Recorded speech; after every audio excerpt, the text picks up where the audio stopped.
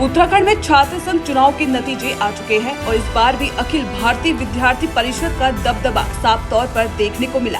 प्रदेश भर के अधिकांश विश्वविद्यालय और महाविद्यालयों में एबीवीपी ने शानदार जीत दर्ज कर छात्र राजनीति में अपनी पकड़ और मजबूत कर ली है। 27 सितंबर को शांतिपूर्ण ढंग से संपन्न हुए छात्र संघ चुनाव में एबीवीपी ने एक बार फिर से जलवा दिखाया।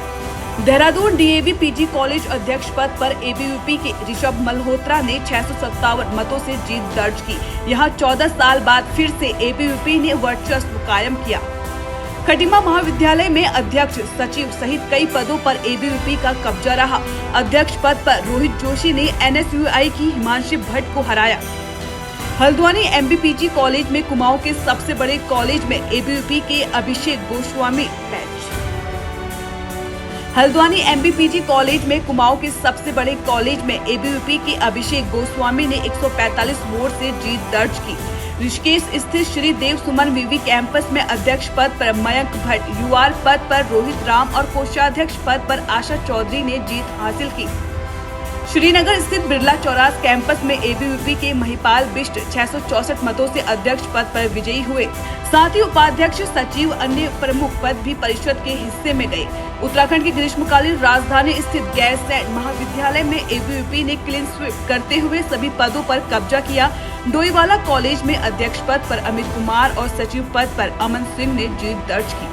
कोटद्वार पीजी कॉलेज में 10 साल बाद एबीवीपी की वापसी हुई और संगठन ने अध्यक्ष सहित अधिकतर पदों पर जीत हासिल की।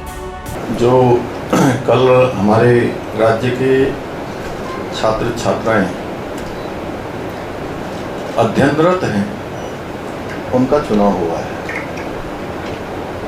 अध्ययनरत सब तो समझ रहे होंगे, जो अध्ययन कर रहे हैं, पढ़ाई लिखाई कर रहे हैं, कॉलेजों में जा रहे हैं, महाविद्यालयों में जा रहे हैं, और पूरे राज्य के अंदर चुनाव हुआ है, छोटे से लेकर बड़े स्थान तक। इसमें छात्रों ने बड़ी संख्या में भाग भी लिया, बड़ा उत्साह का माहौल भी था, और पूरे राज्य के अंदर अखिल भारतीय विद्यार्थी परिषद को भारी जीत मिली है।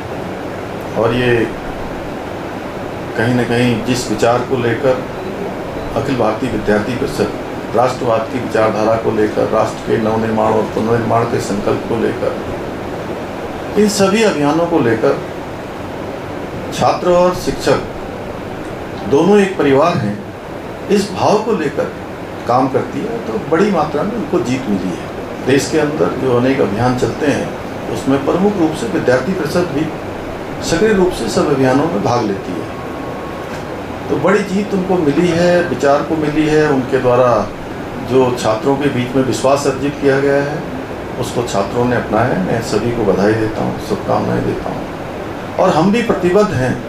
इससे निश्चित रूप से छात्रों की इस बड़ी जीत से सभी के अंदर एक उत्साह का संचार हुआ है, और ऐसे समय में हुआ है जहाँ पर बहुत सारे ऐसे तत्व जिन्होंने तमाम देशद्रोही नारे लगाकर सनातन का विरोध करने का काम और छात्रों के आंदोलन में आकर किसी न किसी रूप में उनको गलत दिशा देने का भी काम किया है।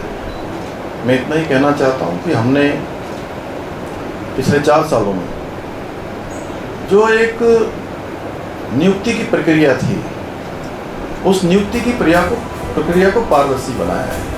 उत्तराखंड में छात्र संघ चुनावों के नतीजे सिर्फ एबीवीपी की जीत भर नहीं है, बल्कि यह युवाओं का मुख्यमंत्री पुष्कर सिंह धामी की नीतियों पर गहरा भरोसा भी दर्शाते हैं। कठोर नकल विरोधी कानून और सरकारी नौकरियों की पारदर्शी प्रक्रिया ने छात्रों के बीच सरकार की साख को मजबूत किया है। यही वजह है कि #उत्तराखंड युवा विद धामी जैसे ट्रेंड सोशल मीडिया पर युवाओं की आवाज बनकर उभर रहे हैं। साफ है कि यह चुनाव परिणाम राज्य की छात्र राजनीति के साथ साथ आने वाले समय की राजनीतिक दिशा भी तय करने वाले साबित हो सकते हैं।